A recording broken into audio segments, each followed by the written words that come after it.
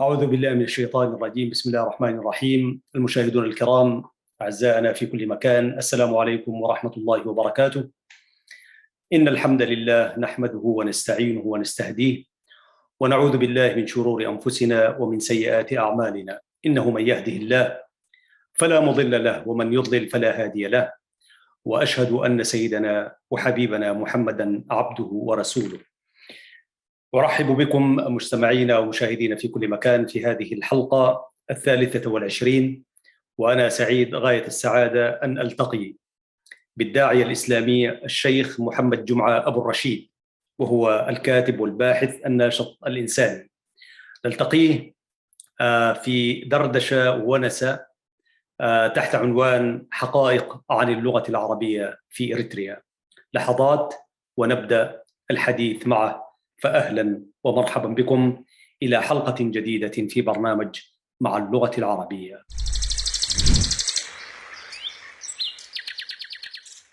نعم مشاهدينا الكرام، كما نوهنا في المدخل، ها نحن في ضيافة أستاذنا وشيخنا الداعية الإسلامي المحترم الفاضل محمد جمعة أبو الرشيد، الكاتب والباحث والناشط الإنساني.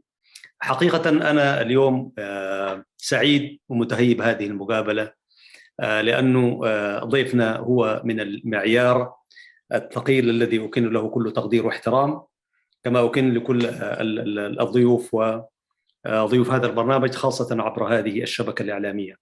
شيخنا أبو الرشيد، خير ما يفتتح به القرآن الكريم، كده رطب آذاننا بشيء من القرآن الكريم شيخنا، بارك الله فيك. أعوذ بالله من الشيطان الرجيم. يا أيها الذين آمنوا اتقوا الله حق تقاته ولا تموتن إلا وأنتم مسلمون، واعتصموا بحبل الله جميعا ولا تفرقوا، واذكروا نعمة الله عليكم إذ كنتم أعداء فألف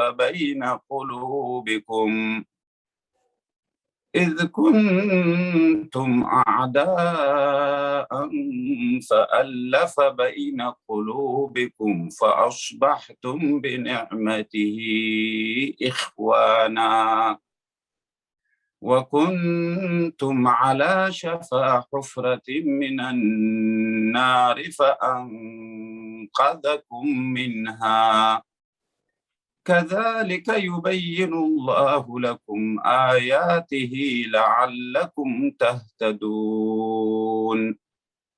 ولتكن منكم أمة يدعون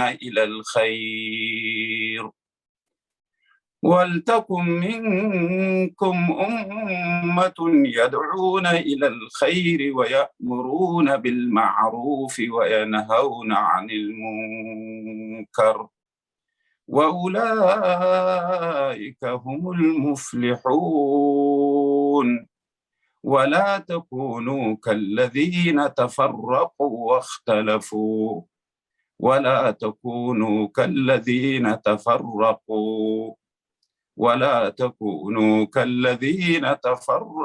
واختلفوا من بعد ما جاءهم البينات، وأولئك لهم عذاب عظيم.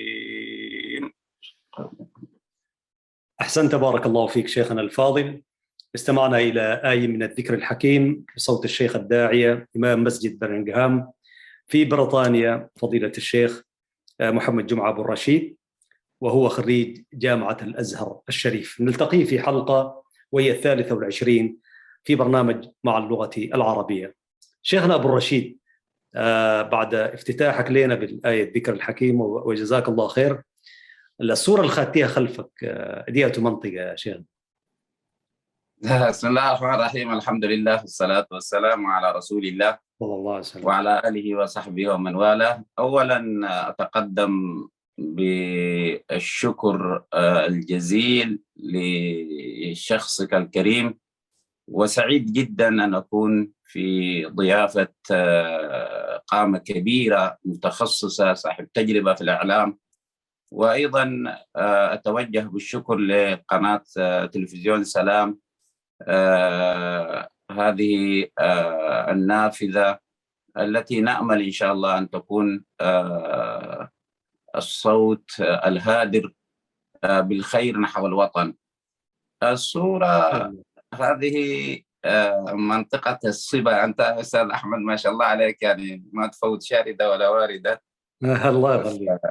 فهذه قرية وازنتة التي ولدت فيها، وربما بعض المشاهدين قد لا يعرف القرية، فهي تقع في منطقة عنسبة في شمال كرن. الآن حاضرة المنطقة هي حمل مالو، لكن كانت هي قديما قرية شبه مدينة، يعني شبه مدينة كانت فيها المدارس، وأسس فيها محل عنسبة الإسلامي في كرن، أسسه الشيخ محمد علي زرعومة مد الله في عمري. نعم، وكانت فيها أيضا مدرسة ابتدائية أنشأها الإنجليز بعد دخولهم إلى إريتريا، وكانت مدينة عامرة لكنها أحرقت مرتين، لأنها كانت دائما خلفية الثوار، حيث تحيط بها جبال شاهقة جدا وتطل هذه الجبال على مدينة كرن. يعني إذا خرجت في أبعن ريس فأنت ترى كرن تحتك، أو إذا خرجت في يعني جبال عندر فأيضا ترى كرن تحتك. فلذلك أحرقت، وهي اليوم يعني تقريبا فرغت، ولكنها يعني أتذكرها يعني حجرا حجر وشجر شجر يعني. يا وهكذا نعيش الذكريات يا أستاذ أحمد. بارك الله فيك. وطبعا مشاهدينا والمستمعين الأعزاء، نحن نستضيف شيخنا أبو الرشيد في بيته، حيث هو عضو في هذه الرابطة التي نطل عليكم من خلالها، بمعنى أنه هو في بيته، ولكن طبعا هو رجل متعدد الأنشطة والمجالات. وحقيقة أنا لما قلت إنه شيخنا أبو الرشيد واتصلت عليه وقلت له يا شيخنا دايرين نستضيفك في حلقة في برنامج مع اللغة العربية، فشوية هو يعني تواضعا منه قال يا أخي أنا لست لها وكذا. لكن والله الحق يقال، يعني في كل منحى من مناحي الحياة يمكن أن تدخل شيخنا أبو الرشيد. فهو الرجل الداعي، وهو كذلك الرجل الخطيب، وهو الرجل الوطني، وهو الرجل الإنساني، وهو الرجل الذي ينشط في قضايا إنسانية، يحترق ويعني ينصر المظلوم، ويلتفت إلى آهات وأنين وجراحات أهلنا في المعسكرات عبر إيثار وغيرها. لذلك وهو الرجل أيضا هو المتحدث والمهتم بمسألة اللغات، لذلك متعدد الجوانب. وربطا بما تحدثت به شيخنا الفاضل أبو الرشيد، برضو نحن خلينا خلفنا مدينة كرن الجميلة الأبية الأنيقة، التي هي يعني تتناسب مع وتنسجم مع أيقونة وازنتت. لو جينا لكلمة وازنتت شيخنا أبو الرشيد، هي الكلمة بلغة البلين، وماذا تعني كلمة وازنتت؟ حقيقة لا أعلم يا أستاذ أحمد. لا أعلم تماما يعني ماذا تعني كلمة وازنتت. ممكن تكون بلغة البلين، الله أعلم، ربما. فنحن متداخلين مع البلين، لأنه إذا أنت وقفت أو إذا كنت أنت في وازنتت فتجد نفسك في الصباح تحت ظل كبير، لأنه الجبال فوقها، وترى الشمس ضاربة في حلحل ومنعكسة على المنطقة يعني. يا سلام. نعم، من المناظر الجميلة جدا يعني. كنا ننظر لشروق الشمس يعني عندما يعني تظهر في حلحل يعني مقابل وازنتت، فمتداخل المنطقة وجائز. نعم. والله أعلم يعني، لكن لم يخطر في بالي أن أسأل ما معنى كلمة وازنتت. والله أنا ذاتي ما هنا، بس أنا جاني عفو الخاطر كده، لكن إن شاء الله نسأل كلنا نستفيد كمان، نقول وازنتت دي يعني شنو، يعني المعنى شنو. وطبعا دي مناطق أهلنا كمان، أهلنا في حمل مالو وحلحل وحقات والمناطق دي كلها، ونحيي أهلنا في هذه المناطق وفي عموم إريتريا. شيخنا أبو الرشيد، قلت لي يعني أول مرة مشيت الخلوة في هذه القرية في وازنتت، كده حدثنا عن الشيخ، كان مين وكيف كانت بداياتك في الكتاتيب والقرآن الكريم؟ أطلع هسه خش لنا في أزقة هذه القرية الجميلة. نعم، أنا يعني بدأت الخلوة في منطقة قريش، وهي مكان قريب يعني من وازنتة أيضا. وفي ذلك الوقت يعني طبعا في الخريف الأهالي ينزلوا يعني عادة سبحان الله، نحن لما يكون في الخريف تكون الأمطار طبعا لأنه البعوض، فالأهل يخرجوا إلى الجبال، وإذا جاءت وقت الحصاد الناس ينزلوا في المزارع يعني. فهناك كان في خلوة الشيخ إدريس، وبدأت فيها الكتابة الألف باء تاء ساء.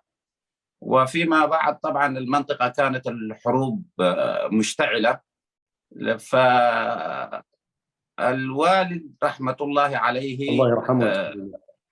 وأنا ذكرت هذا أيضا في بعض المقابلات، كان يطلب مننا إذا جاء اللجوء والهروب، عادة كنا نهرب إلى الكهوف أو نهرب تجاه التماريا وتجاه هبر والمناطق يعني تجاه الساحل.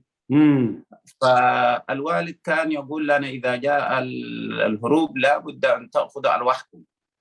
فكنا نأخذ الألواح والناس يأخذوا القماش والطعام والأشياء هذه ما تيسر بحيث يأكلوا أو الماء، لكن نحن كنا نحمل الألواح أنا وأختي ونهرب يعني. فأينما حللنا الوالد كان يطلب أي إنسان يقرأ يكتب هناك، كان يقول له تعال نعمل لك شيء يجلس قرئ الأولاد. فالوالد افتتح بعد ذلك الخلوة في بيتنا، يعني في منطقة اسمها دقدق، وهي منطقة زراعة أيضا. وثم أيضا الوالد افتتح أيضا الخلوة في منطقة اسمها أيضا عندر في الجبال، وهكذا يعني كنا نتنقل، ليس هناك مكان مستقر. ثم بعد ذلك طبعا ألحقني الوالد بالمعهد في كرن. ختمت القرآن مع الوالد رحمة الله عليه؟ نعم، ختمنا القرآن في عنسبة. نعم. جميل. ورددت طبعا؟ والله الردة للأسف جاءت الحروب والمشاكل هذه وخلاص انتشرنا في الأرض يعني. كانت عملية التعليم كانت متقطعة كثير وكذا، لكن البداية كانت في إريتريا يعني. جميل. ثم انتقلت إلى السودان ولا في كرن بديت نعم طبعا الابتدائية بدأت في كرن في معهد عنسبة الإسلامي، ثم المتوسطة والثانوية في السودان، ثم الجامعة في الأزهر. معهد عنسبة الإسلامي كان المدير مين ساعتها؟ طبعا الشيخ نفسه كان الشيخ محمد علي زروم، الله يمسيه. محمد علي زروم، نعم، ربنا يديه الصحة والعافية. آمين يا رب. من دفعتكم شيخنا من تذكر من الدفعة في لما جيت؟ وكرن طبعا ما أول مرة تجيها طالب للدراسة، أكيد كنت تمر عليها بين فترة أخرى كده. أذكر لنا من في المرحلة الابتدائية في المعهد. والله الآن ما أنا أقول لك يعني، المهم كان في ناس كثيرة يعني، لكن مثلا أخونا أبو رامي والشيخ حسين الآن يمدنا بالمواد أحيانا من داخل إريتريا. عبد القادر مش كده؟ عبد القادر أنا هو زملاء دراسة. يا سلام، يديه الصحة والعافية. آمين. يعني أنتوا دفعة مع الأخ؟ نعم نحن الدفعة، نعم دفعة واحدة. نعم. يا سلام. أيوة نعم، ورجل يعني حقيقة يعني خلوق يا سلام أبو رامي. جدا يعني. يا سلام، له التحية والعافية، وإن شاء الله يعني وصفحته زاهية وزاهدة طبعا، زاهرة جدا بكل ما هو جميل يعني، ونحييه من هنا. أكيد. وبعدين انتقلت، كملت ال4 سنوات في المعهد؟ نعم، درست 3 سنوات فقط في المعهد. طيب، نحن في حلقات من برنامج مع اللغة العربية أنا قلت إنه المعاهد الدينية الإسلامية دي لعبت دور كبير في دعم وترسيخ هذه اللغة العربية اللي استضيفك من خلال شيخنا الفاضل. فبالله كده ما هي شهادتك لدور المعاهد الإسلامية في إريتريا ودورها في تثبيت ودعم هذه اللغة العربية؟ والله أحسنت حقيقة يعني السؤال، وأيضا نسأل الله أن نوفق يعني للإجابة. المعاهد، أنا مثلا الشيخين اللي قرأت عليهم القرآن كلاهما درسا في المعاهد. فحتى في القرى اللي كنا نقرأ القرآن أو يعلمونا هم كانوا درسوا في هذه المعاهد.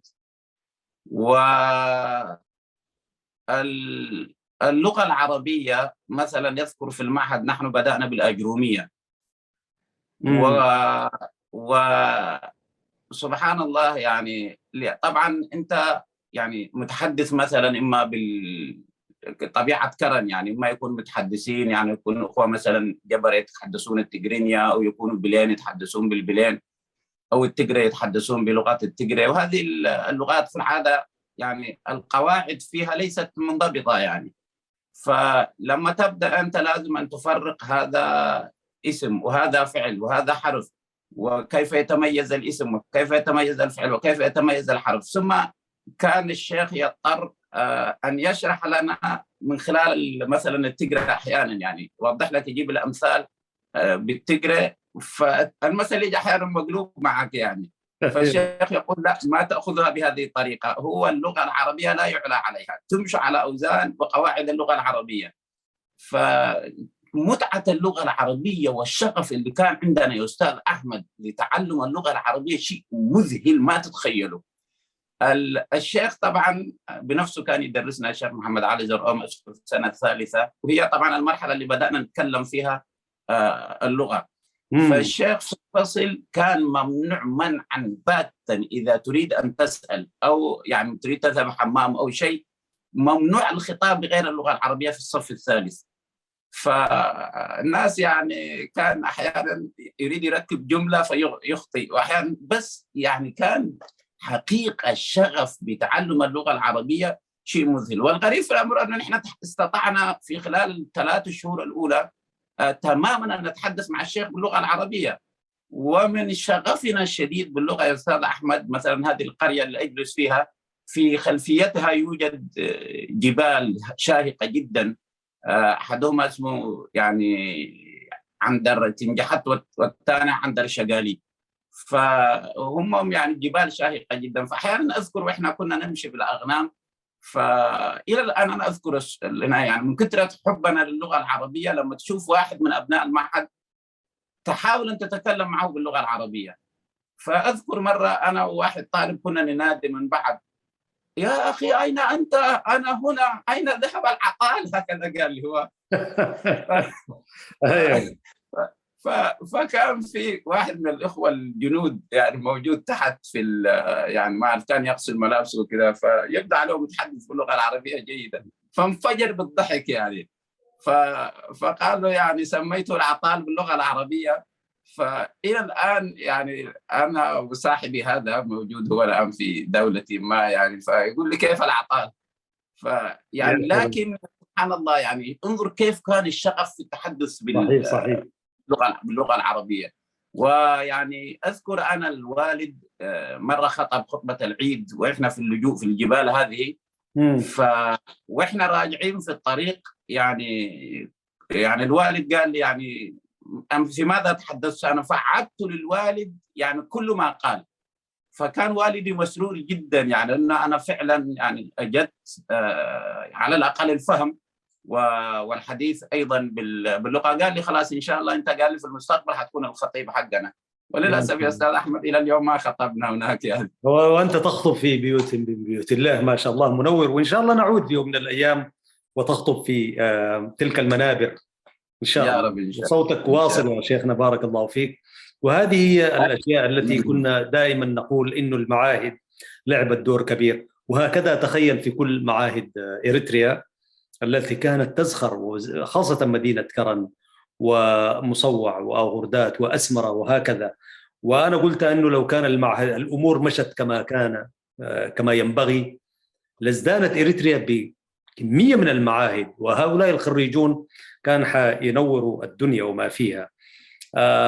شيخنا أبو الرشيد، طيب بعد ما انتقلت ولتلك الخلفية، عندما انتقلت إلى السودان ومنا إلى مصر والأزهر، لم تواجه أي مشكلة في اللغة العربية كذا.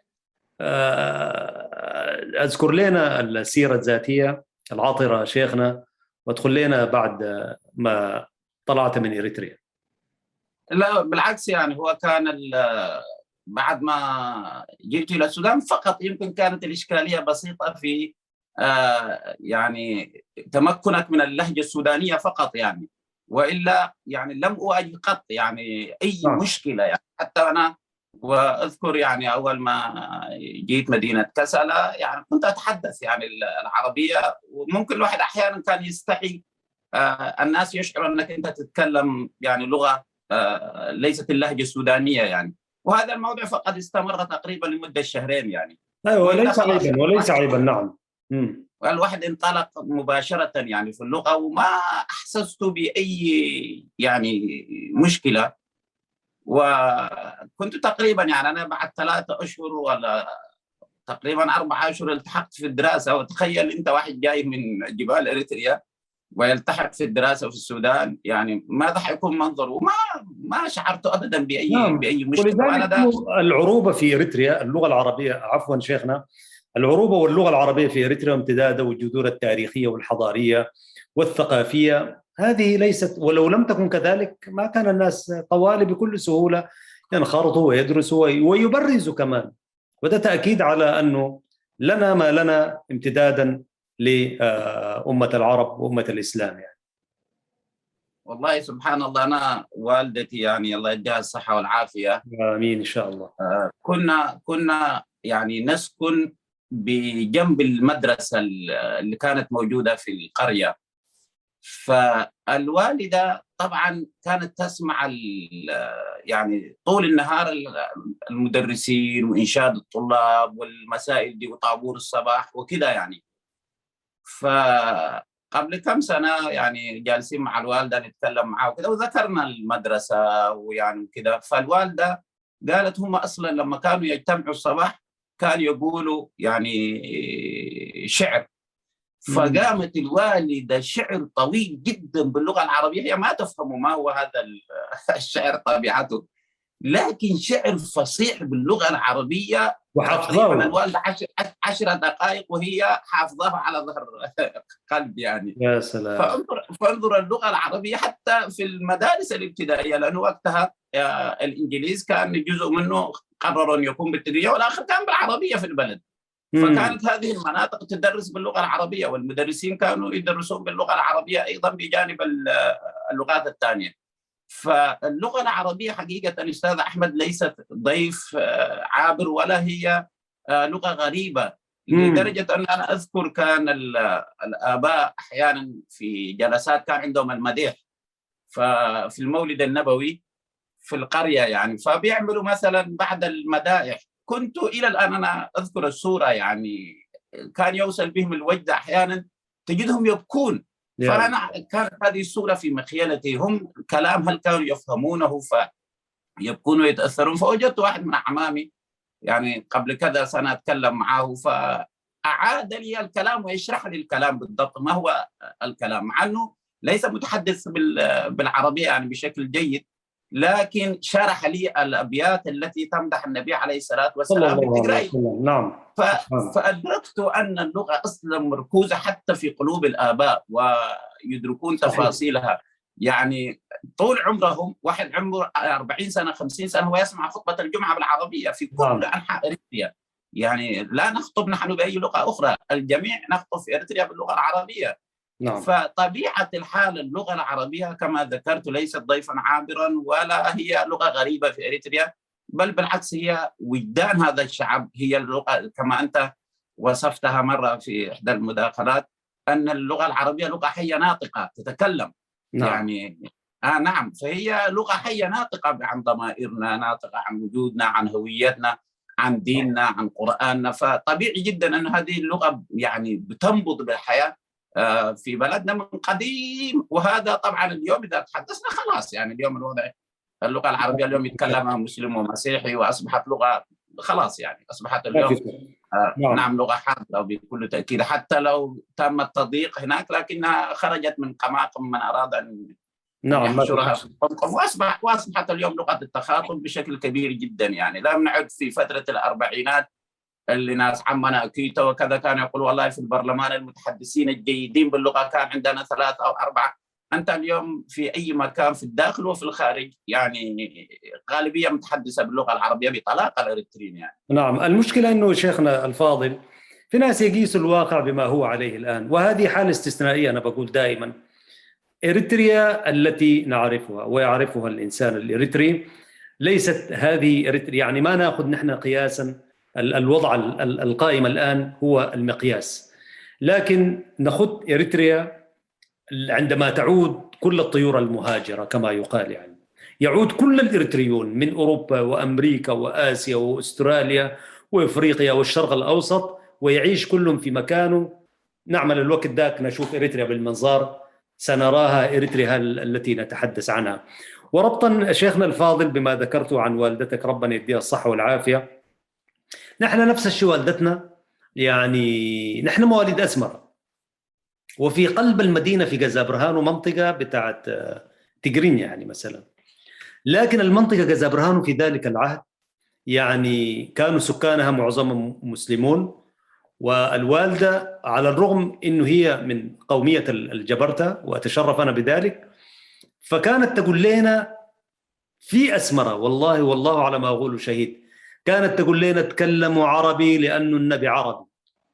يا سلام، قافلاه كده من البداية. يا سلام. وهكذا نشأنا في البيت في أسمرة ونحن نتحدث ونلهج باللغة العربية، اللغة اليمانية طبعا.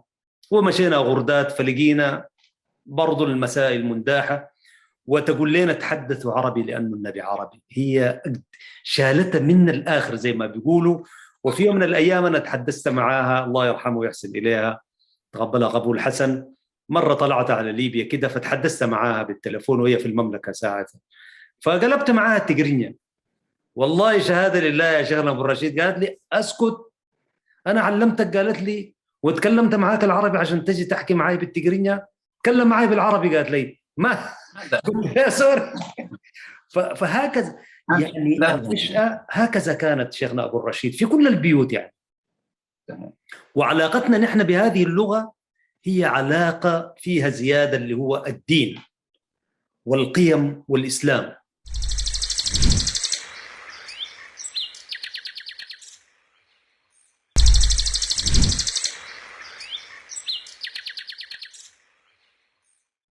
كده شيخنا أبو الرشيد. وأنا بعدين داير أقول إنه لو أفرغنا هذه اللغة من عقولنا كيف نبدو؟ فعلاقة اللغة بالدين يعني لزاما، أنا بقول وأنت رجل عالم أنا لست عالما، لكن نحن كمسلمين مأمورون واجب علينا تعلم هذه اللغة العربية لنفهم ديننا على الوجه الصحيح. ففي الحتة دي شوية كده ادينا كلمة شيخنا. جزاك الله خير أستاذ أحمد. والله يعني المقابلة حقيقة يعني راقت لي جدا، لأنك أبعدتنا عن السيرورة التاريخية وكذا والنسب والأشياء. بالعكس يعني أعتقد أننا محتاجين حلقة فعلا خفيفة طريفة، يعني تحكي ما هو عايشاتنا اليومية التي كانت وما نعيشه أيضا يعني الآن. فأنا أظن إن شاء الله الحلقة تكون خفيفة جدا، ويمكن كثير من الشباب سوف يستمتع بالحلقة نسبة تتحدث عن الأب والأم والواقع والمعاهد، يعني فشيء جميل جدا. بارك الله. فاللغة العربية يعني أكيد أستاذ أحمد هي مفتاح القرآن الكريم، والقرآن الكريم يتعسر فهمه من غير هذه اللغة. ونحن أيضا لا نمتلك في أريتريا لغة مخدومة ذات مضامين قوية تستطيع أن تحمل إلى قلوبنا وعقولنا فهم مراد كلام الله سبحانه وتعالى. ويمكن كثير من آبائنا وأجدادنا وأمهاتنا كانوا يدركون هذه الحقيقة، وتأثير اللغة العربية عليهم المستمر سواء كان في كل أدعيتهم التي يدعون بها. يعني تتخيل، يعني كنت أستمع إلى أدعية الآباء والأمهات وأوراد الوالد، قلما يدخل عليه يعني لغة محلية في الأدعية. دائما تجدهم في الغالب الأدعية كلها المأثورة عن النبي عليه الصلاة والسلام، وحتى الأذكار في الصباح والمساء دائما هي أذكار المأثورة عن النبي. حتى أمهاتنا اللي كانوا ما يعرفوا اللغة العربية أيضا نفس الشيء، يعني تجد واحدة رافعة يدها تقول ربنا آتنا في الدنيا حسنة وفي الآخرة حسنة وقنا عذاب النار، اللهم انا نسالك الهدى والتقى والعفاف والغنى، اللهم اغفر لنا وارحمنا وعافنا، اللهم نسالك الجنه ونعوذ بك من النار. فيعني اللغه العربيه هي بكل تاكيد هذا الضمير الذي ينبض بها، واظن لو سحب هذا الشريان سيموت فينا الكثير من قيمنا والجميله. وحتى أعتقد أننا لن تستطيع هذه اللغات أن تحمل اللغة العربية بكل مضامينها. صحيح نكون مسلمين لا شك في ذلك، وسنبقى نشهد أن لا إله إلا الله محمد رسول الله ونمارس شعائر ديننا، لكن ليس بهذا البهاء والتوهج الذي نعيشه الآن. لذلك دائما أنا أتخيل لو كان الآن مثلا أنا في شخصي يعني لم أتعلم اللغة العربية، ماذا كان سيكون وضعي؟ يعني أنا كنت حأكون يمكن يعني أنفع يعني ممكن أكون مثلا شيخ مثلا كسيح في عنسبة مثلا، يعني يحاول يرقع للناس اللغة. أنا الآن أستاذ أحمد أعمل بعد الدروس باللغة التجرايد في قناتي. نحن حنجي الحتة دي شيخنا، حنجي للحتة دي بعدين. أيوة، لكن استخدم مثلا التجرايد لإيصال بعض المعلومات. يعني والله يعني سبحان الله أبحث للكلمة وما يناسبها من الاشتقاق. في اللغة العربية تجد مثلا كلمة إنسان بخيل، لكن الأقوى منه الشحيح. أنا لما أبحث عن كلمة الشحيح لا أجدها في التجرايد، يعني لا أمتلك إلا كلمة بخيل. فأنت ما تعرف من أين تأتي بها، فما تجد بدا إلا الهروب إلى حضنك الدافئ، تذهب إلى اللغة العربية فممكن أن تستخدمها هي. فاللغة العربية لو نزعت من عقولنا اليوم صدقني سوف نتقطع إربا، ولن يصبح لنا أي، بالذات أقول أنا لمسلمي أريتريا، لن يصبح لهم أي ترابط ولا أي حتى لغة ثقافة تجمعهم.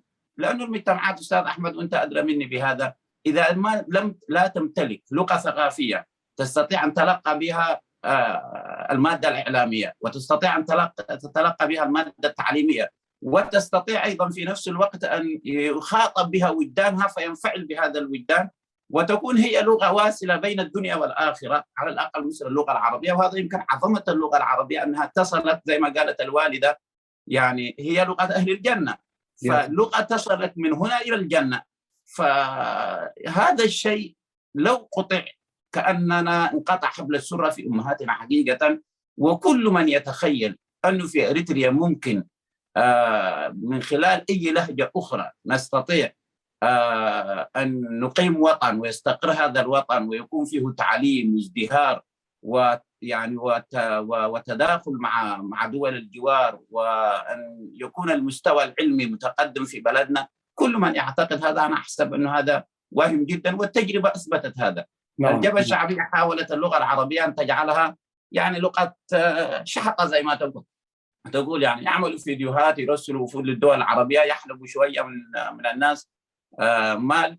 هكذا كانت الرؤية، يعني على أساس أنه خلينا نحن المهم نستفيد منها، يعني لأنه عندنا يعني ناس في المحيط وعندنا محتاجين للعرب نشحط منهم، ناسنا اللي موجودين في الدول العربية أيضا نحلب منهم قليل من المال، ولكن خلينا نحن نموت اللغة. لكن الحمد لله ما استطاعوا فعلا اللغة أن يميتوها، وظلت اللغة العربية إلى يومنا هذا رابضة في وزارة الإعلام، حتى ولو جعلوها تنكمش رابضة في كل المساجلات موجودة ولو كانت ترجمة مضطرين أن يتحدثوا بها قيادات الجبهة الشعبية ويخاطبوا بها الجماهير ويخرجوا بها.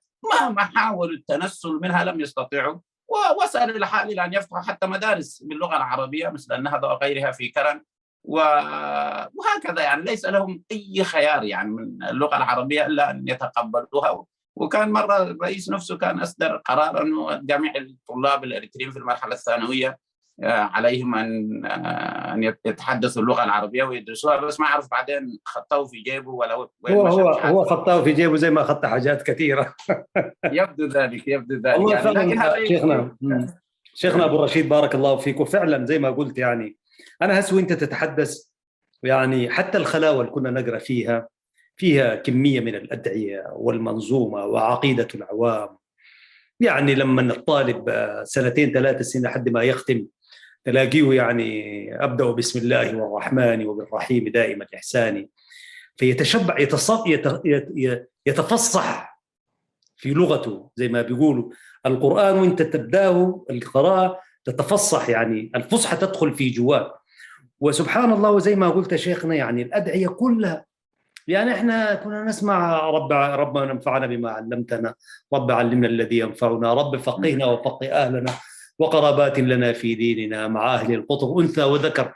يعني والله الفصحى اللي كانت موجودة في الزمن ذاك ولا تزال في قلوب الناس هي التي شحنت الناس بها. ولذلك كل من يحاول، يعني طبعا نحن الآن الشعوبيون في المنطقة وفي إريتريا هم كثر يعني، ولأن هناك في تيارات كده تحاول تخلي الشعب الإريتري منبت عن أصوله وعن جذوره. ونحن لما نقول لنا علاقة بهذه اللغة ولنا فيها قدر ولنا فيها حق، يعني لا ننكر أنه عندنا لغات ثانية ولسنا في خصومة. شيخنا أبو الرشيد يتحدث كل دعواته وكل يعني لو زي ما كنت بقول له أنا، لو تخيل شيخنا أبو الرشيد أنا وإنت لو أفرغنا من هذه اللغة ماذا سنصبح؟ وتفضلت بذلك شيخنا، كل سيرورة حياته مرتكزة على هذه اللغة العربية. تخيل عزيزي المشاهد أنت التي تتحدث هذه اللغة، تخيل أفرغت منك هذه اللغة وقيم وإفراغ اللغة يعني إفراغ القيم والمثل والمعاني وما إلى ذلك. فعشان ما يفتكرونا كمان الناس نحن في خصومة مع لغات ثانية، شيخنا أبو الرشيد لو دخلنا أنت مثلا بتعمل برضو توعية اجتماعية وتوعية دينية بلغة التجرايت، فأربط لنا هذه بتلك، لأنه كده عشان ولأنه هذه اللغة ذاته أصلا أبناء عمومة كلهم اللغات السامية. فما الهدف من حديثك بالتجرايت شيخنا أبو الرشيد مع احترام ما ذكرته قبل قليل؟ نعم، هو يعني تكاد تكون أهداف الحقيقة بسيطة وليست ذات أهمية كبيرة. يعني هي الحمد لله رب العالمين. أنا لما أتحدث اللغة العربية أحس نفسي كأنني والله ملك متوج. يعني تتخيل هذا حقيقة والله يا أستاذ أحمد. يعني تخيل أنا مثلا أقف أمام يعني مثلا في سويسرا في مظاهرة في 10,000 وأتحدث باللغة العربية، والإريتريون يظلوا يصفقون ويستمعون، والكلام ليس في حاجة إلى الترجمة، وآلاف مؤلفة بتستمع إليك، وأنت تشعر بهذا الفخر كونك تخاطب شعبك بهذه اللغة وهم يستمعون. تخيل أنا لو واقف في ذلك المكان وأتحدث مثلا بأي لهجة إريترية، يعني تحدثت مثلا قول على الأقل حيكون الإشكال أنت من الذي سيستطيع أن يفهمك؟ وهل أنا لو تحدثت في تلك المكان مثلا بلهجتي الخاصة التي أحدثها، هل أنا سوف أكون الشيخ للإريتريين أم شيخ للقبيلة أم شيخ لقومية؟ انظر يا أخي أحمد، اللغة العربية رفعت قيمتنا، اللغة العربية جعلتنا يعني في مكان سامي، ولولا اللغة العربية لا قيمة لنا حقيقة. وهذا كلام ينبغي أن يقال وأن يفهم أي إنسان. من غير اللغة العربية حتى أنا كشخص اللي أمامك لا قيمة لي. ماذا يعني من ستسأل مثلا إذا أنت اليوم تفعل قناة بلغة التجرايت؟ يعني من الذي نفس الشيء برضه نفس الشيء. نعم. يعني هذا الأمر الحمد لله الذي عزنا بالإسلام، والحمد لله الذي عزنا بلغة القرآن أيضا يعني. فهذا الشيء بالعكس اللغة العربية أخي أحمد جعلت مننا يعني ليس فقط لنا قيمة في بلادنا، لكن جعلت مننا لنا قيمة أيضا في محيطنا. اليوم نحن مشايخنا، دعاتنا، صحفينا، يعني أستاذ أحمد أنت اليوم معروف عندك كثير من الصحفيين في الوطن العربي، يعني هل كنت يعني ستصبح صحفي مشهور عندهم بالتقرايت يعني مثلا، ولا بالنارة ولا بالتقرينية ولا بإعلام؟ ولا طبعا. يا ريت انا يفهم اي اخ مستمع لنا الان شنقملي تبقى يقول يا اخي بالتقرايت لا ترجع الى الخلف.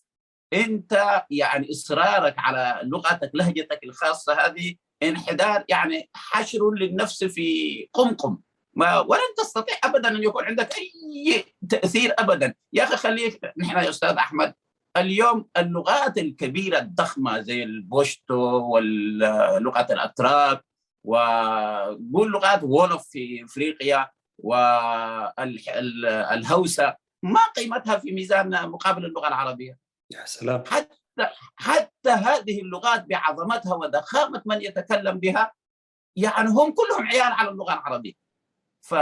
فاللغه العربيه خليك نحن من لهجاتنا البسيطه الصغيره هذه يعني. ولذلك ارجو اي داعيه، اي صحفي، اي اعلامي ما يرجع نفسه يا اخي في قمقم صغير، بينما الله سبحانه وتعالى فتح عليه هذه اللغه العريضه الجميله، وهي لغه ايضا تلامس وجدان شعبك، مش لغه هي غريبه انت تترجمها. لغه لما تتحدث بها يا اخي في بلاط النجاشي، مش اليوم، لما تحدث تتذكر يعني جعفر، نعم يعني لما قرأ يعني آيات من كتاب الله سبحانه وتعالى قالوا الرواة فاخضلت القساوسة لحاهم بالدموع وبدون يعني ترجمة. نعم طبعا بدون ترجمة، بلا ترجمة. نعم. ففي يعني نعم. لا بديل ابدا عن هذه اللغة. وايضا كما يقول السياسة او فرق نفسه، يعني نحن لسنا نعيش في شمال امريكا ولا غيرها، نحن نعيش في محيط عربي ومتداخلين معه، وبالتالي هذا هو الواقع. وانت القفز فوق الواقع كالقفز من عمارة شاهقة بلا مظلة.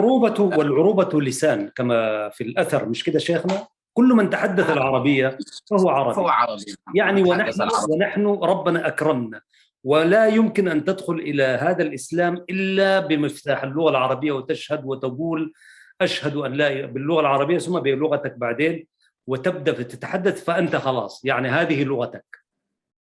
أمس كنت أخ أحمد مع أخ حافظ قرآن شيخ صومالي، حفظ القرآن في مقديشو وجاء عندنا، فأحيانا يصلي بالناس عندي في المسجد يعني.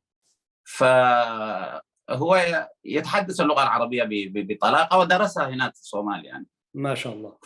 فأنا قلت له يا أخي أنتم معروفين بتعصبكم للغة الصومالية، يعني لماذا يعني أنت يعني درست هناك اللغة العربية ودرس في المعاهد الإسلامية هناك، ثم دخل في الجامعة عندهم أيضا ودرس بالعربية. فقال لي قبل أن أدرس اللغة العربية كنت أظن اللغة الصومالية هذه يعني لغة الدنيا كلها. قال لي لما درست اللغة العربية، اللغة الصومالية حتى عشان نعبر بها عن يعني للمحبوبة فقط، يعني عشان أعبر بها لزوجتي يعني وأوصل إليها كلام عاطفي جميل لذيذ، قال كنت أستحي لما تعلمت اللغة العربيا، يعني كيف زوجتي كانت مظلومة يعني ما أستطيع أعرف أنا أقول لها يعني كلام يليق بها يعني كزوجة محبوبة يعني. وانظر هذا هو الواقع يعني فالآن كل المحيط حريص يا أخي على هذه اللغة. إثيوبيا الآن الله يفك مشاكلها يعني تقريبا كانت متجهة على اللغة العربية، أيضا الصومال اتجه إلى اللغة العربية تماما، جيبوتي اتجهت إلى اللغة العربية تماما. تتخيل هذه اللغة الآن أصبحت اللغة تدرس في كثير من مدارس الدول الإفريقية مثل بنين وجزر القمر، وحتى السنغال أظن أدخلوها الآن في هذا مدغشقر بطبيعة الحال. يعني اللغة بتزحف في اليابان شيخنا، وفي الصين في الجامعات. ونحن دايرين نقول أنت هسه عايش في بلاد خواجات، ونحن عايشين في هذه البلاد بدل الخواجات المباركات، البلدين المباركين يعني شيخنا أبو الرشيد دايرينك. أنا غايته لما ألاقي ناس الخواجات ديل ويقول لي شنو لغتك الأولى، فأقول لهم لغة عربية، والله يقول ينبهروا، أنت ما شاء الله زول غني وأنا زول فقير. واكيد يقول لك اللي يفهم لغه عربيه، اللي لغته لغه عربيه اكيد عنده لغتين ثلاثه، ومعاك اللغه الانجليزيه هسي، يقول لك هو استاذ بروفيسور، يقول لك انا فقير، انت واحد اغنى مني. وهو شوف مش الناس منبهرين باللغه الانجليزيه. فكده ادينا من تجربتك، يعني لما تلاقي الخواجات ديل وتقول لهم انا لغتي هي اللغه العربيه، بالله انطباعهم شنو؟ انا بالنسبه لنا هنا في استراليا عموما، فاول ما تقول له عربيك يقول لك اوه، والله يقف لك احيانا يقول لك انت رجل غني، يفهم هذه اللغه واسرارها وعظمتها ومجدها وقوتها غير العرب. ما هي التجربه والله عندك يا والله شيخنا؟ والله والله استاذ احمد، يعني سبحان الله. انا طبعا يعني عندي بعض الاخوه في المسجد، عاده انا في يوم الجمعه اخطب بالعربيه. واحيانا اذا مشيت الى مساجد غير مسجدي وشفت الناس في غالبيتهم ربما ليسوا يعني متحدثين العربيه، اعمل يعني كيورد شويه، يعني استخدم كلمات مفتاحيه بحيث المستمع يتابع معي يعني. جميل. لكن مره كنت في واحده من الجامعات هنا، مشيت اخطب الجمعه، فالاداره اتكلم معاهم، فقلت لهم انا بما انكم انتم طلاب انا حستخدم اللغه الانجليزيه، يعني الانجليزيه بتاعتي يعني ليست قويه لكن استطيع اوصل الرساله. قالوا كلهم اغلبهم كانوا اسيويين، لا لا لا لا، قالوا نحن ما نحب الخطبه اصلا باللغه الانجليزيه، هم احناف ولازم حتى في مساجدهم يخطبون باللغه العربيه. قالوا ابدا نيفر، لا لازم تتكلم بالعربيه، نحن اتينا بك حتى تخطب لنا باللغه العربيه. بالله شوف والله يا استاذ احمد، يعني احيانا في رمضان مثلا بيكون عندنا قارئ متميز، فالناس بتتاثر تبكي. والله يخرج الناس يقول لك يعني انا اكبر حرمان في حياتي اشعره اني لا افهم ما يقوله هذا القارئ. نعم. لم افهم لماذا الناس بكت. يقول انا بجواري رجل ملتصق علي يجهش بالبكاء وانا لا استطيع ان افهم. يقول هذه اكبر حسره في حياتي. والان عندنا هنا حتى احنا افتتحنا هنا في المركز بتاعتنا الان كليه لتدريس اللغه العربيه ومعهد لتعليم القراءات، المعهد البريطاني لتعليم القراءات، وكل المقبلين عليه واليدرسون عليه باكستان وبنغلاديش وهكذا يعني، وماليزيين وغيرهم، يعني ناس اللغه العربيه يعتبروه اكبر حرمان في حياتهم. وانا سبحان الله لما يشوفون الاريتريين نتكلم اللغه العربيه يكادوا يحسدون على هذه النعمه.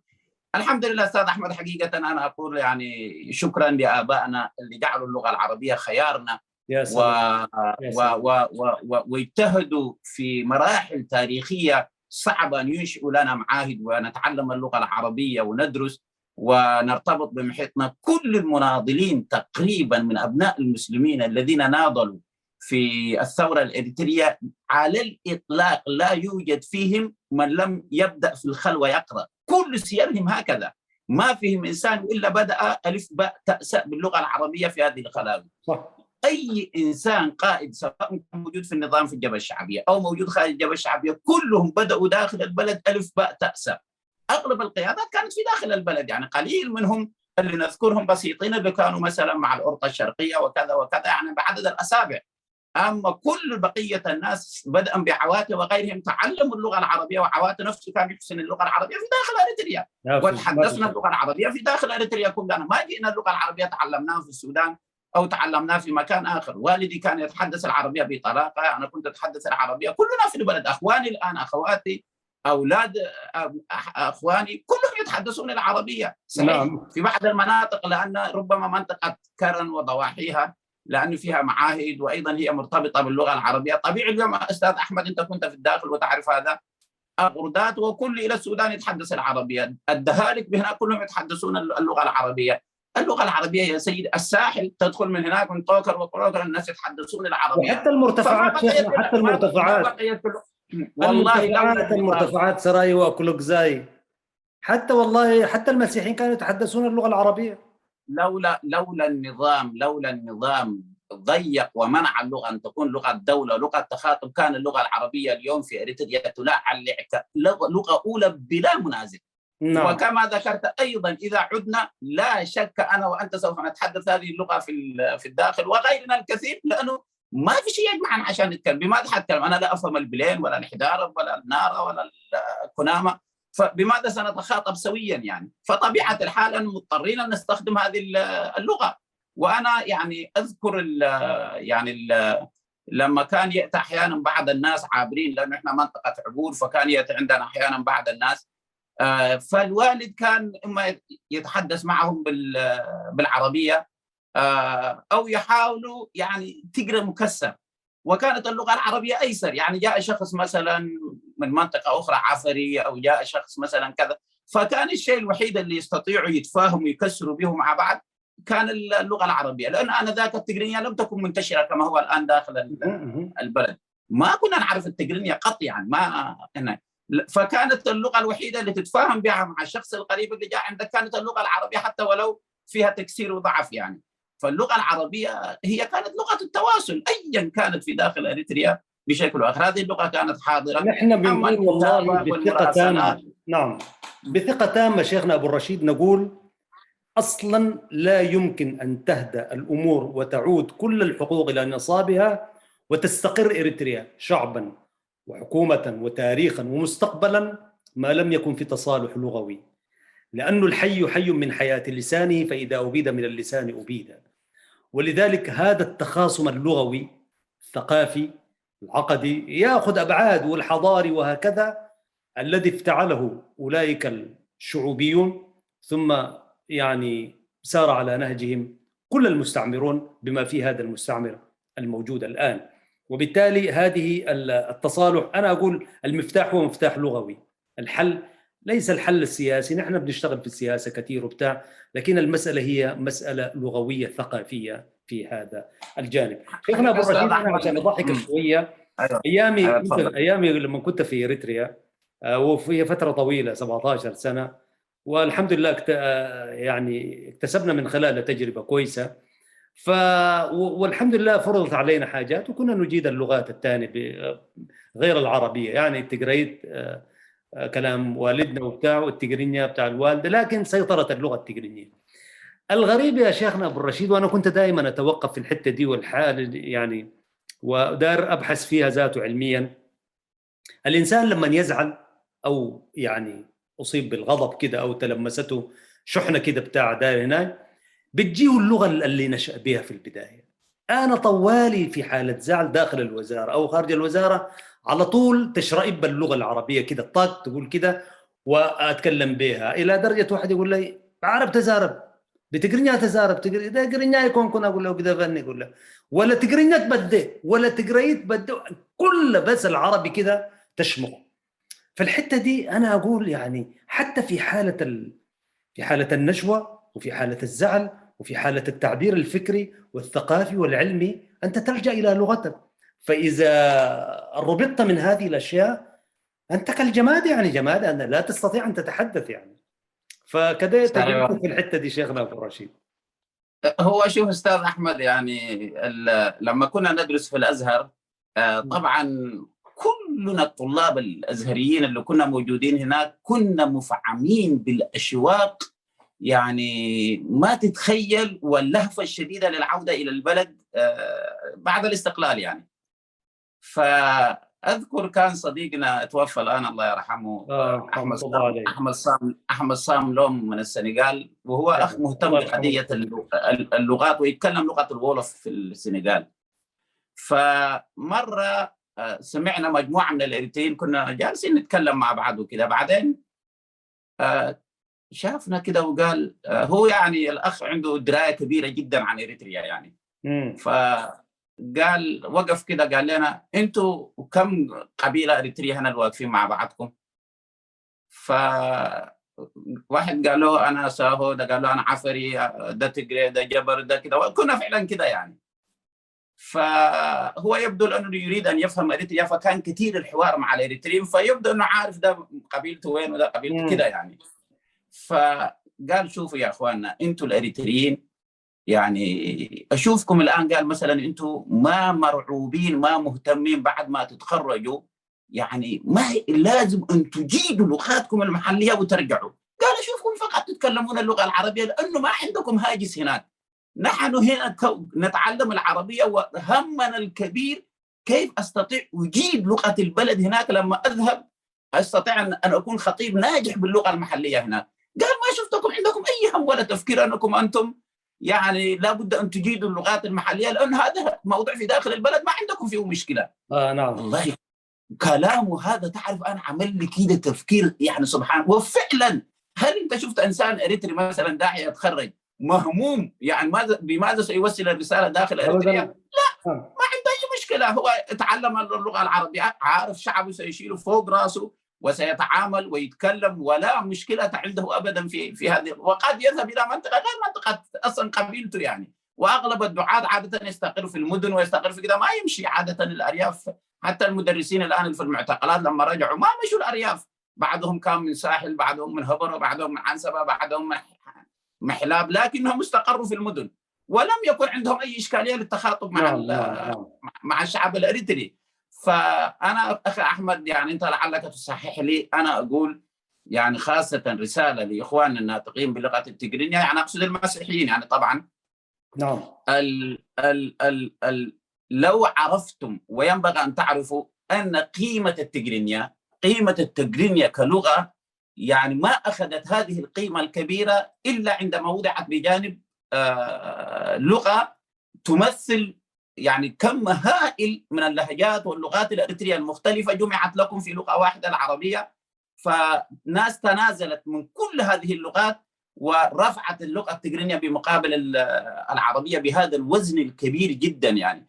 لذلك الشعوبيين اللي أشرت إليهم اللي يحاربون اللغة العربية، أنتم تطعنون في التجرينية، أنتم تريدون التجرينية أن تنزل إلى القاع لا أن ترتفع. هذا الشيء لازم تفهموه.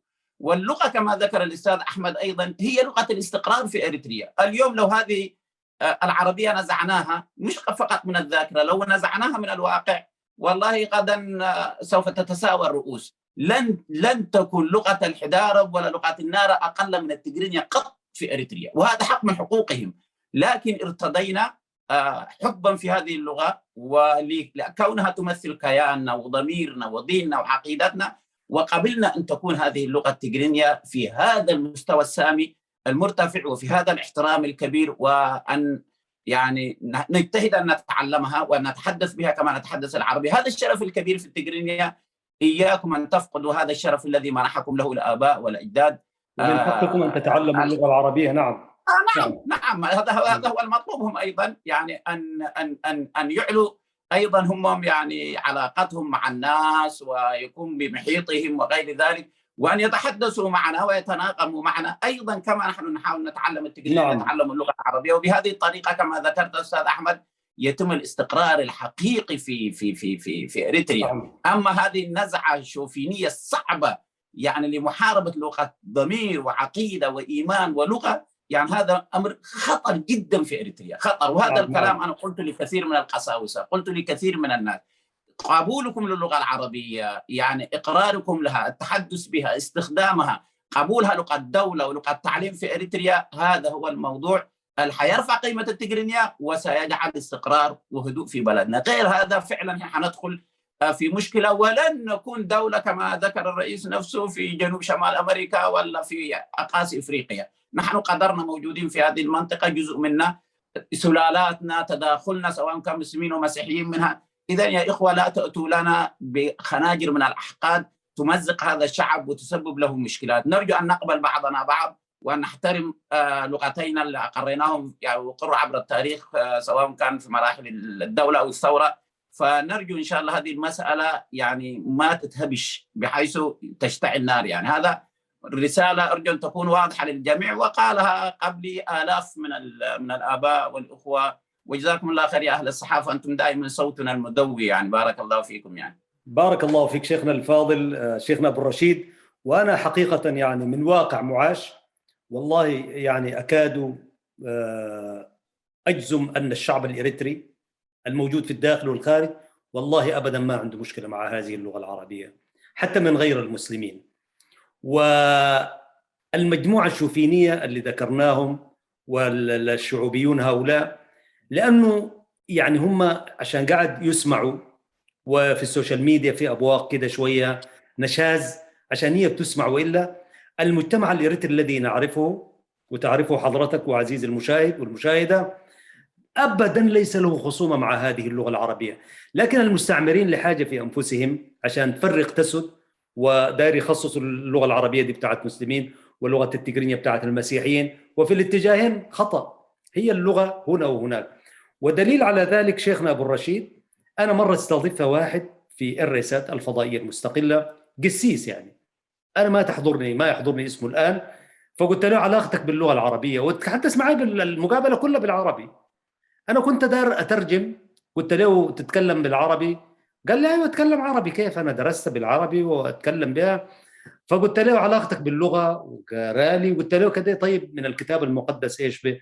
قال لي انا اقرا لك من القران الكريم ذاته، وجاب القران الكريم وفتح سوره التوبه وقرا قراءه، يعني قلت ما شاء الله قسيس. قال لي احنا ما عندنا مشكله مع اللغه، ففي قله قليله صوتها مسموع هي اللي بتعمل ضد اللغة وكده، وفي جزء مننا كمان من حيث لا يدري، وهي ثقافته ولغته وكده، فيتنكب الطريق ودار يمسك في لغات أخرى ولغات محلية وكده بتاع، لأنه هو شوية يعني ما قاري الواقع كويس. فهذا الدليل. وأنا والله يا شيخنا أبو الرشيد سعدت بلقائك واستفدنا منك كثير. دوما كلما أطليت في صفحاتك الخاصة وفي على اليوتيوب وغيره أنت رجل دائما يأتي من الخير، وأحسب أن المشاهد يشاطرنا هذا الرأي.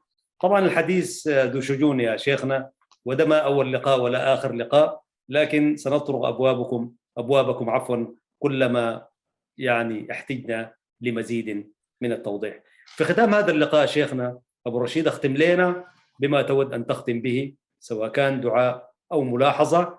وأعتقد أنه شيخنا أبو الرشيد ودعنا وإياكم.